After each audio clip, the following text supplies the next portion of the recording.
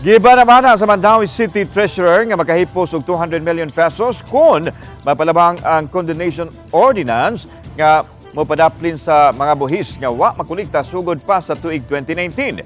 Gipasabot ni Attorney Regal Oliva, Mandaue City Treasurer, nga ang nabayran nga mga buhis kaniadto ang yuta lang og ang building apan nakalimtan ang buhis alang sa mga machineries. Yang gitataw nga kakuwangan kini sa habig sa gamhanan maong gitugot nga kansalihon na lang ang buhis alang sa mga makinarya.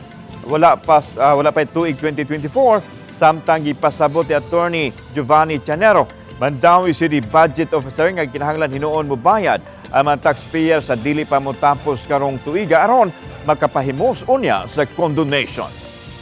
Kay naay amnesty nga wala dili ka magbayad og charges from 2020 surcharges sa late payments nga 2020 to 2024. Katong 2019 below, ang tanan naman ginto papas man to siya.